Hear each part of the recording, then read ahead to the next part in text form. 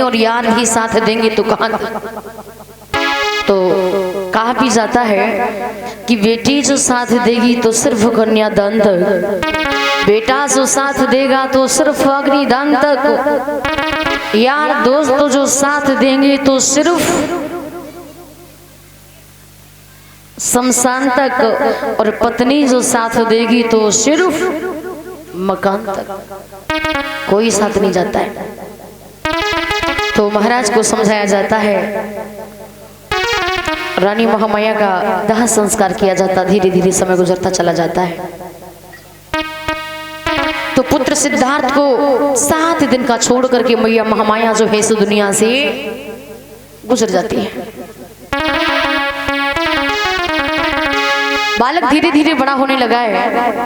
मैया प्रजापति विचार करती है कि पुत्र सिद्धार्थ का किस प्रकार से लालन पालन किया जाए। तो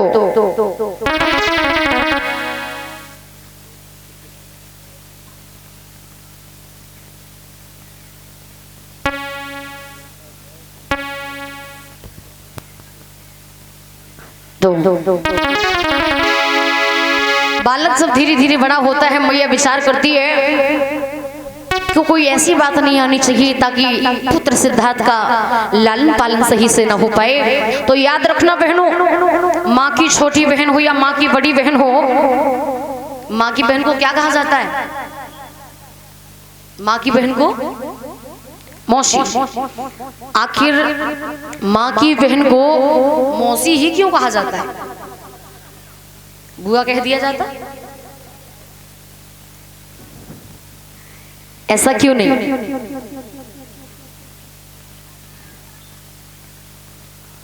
माँ की बहन को मौसी इसलिए कहा जाता है, अगर माँ कार्यवश कहीं गई हो, घर में ना हो, और घर में माँ की बहन हो, अगर वो माँ की बहन अपने बच्चों और बहन को बच्चों में कोई फर्क ना करे, कोई भेदभाव ना रखे, सीधी सी बात, जो माँ ना होने का एहसास न दे,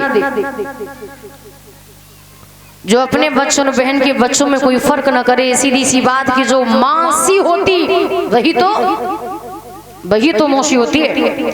लेकिन बहनों, आज के समय में हर माँ, हर बहन, हर बेटी को मौसी बनने की पदवी प्राप्त नहीं होती है। मालूम है क्यों? आपने कथा सुनी होगी दद्दा रूप बसंत की, वो भी तो एक मौसी थी जो अपने ही महाराज के पुत्र पर हावी थी। तो मैं तो कहती हूँ कि धिक्कार है ऐसी मौसी को।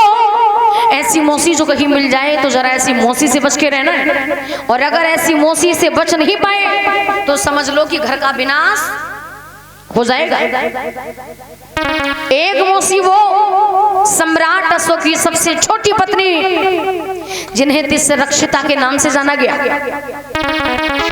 जो अपने ही पुत्र कुणाल पर हावी थी, कुणाल से विवाह करना चाहती थी। कुणाल ने कहा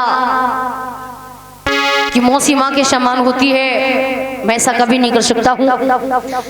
जब उसने विवाह नहीं किया तो समझ लो अशोक की सबसे छोटी पत्नी तिस्य रक्षिता ने कहा कि अगर तू मेरा नहीं हो सकता है तो मैं तुझे किसी और का भी नहीं होने दूंगी। तो उसने आंखें ही निकलवा ली। तो मैं कहती हूँ कि धिक्कार है ऐसी मौसी को।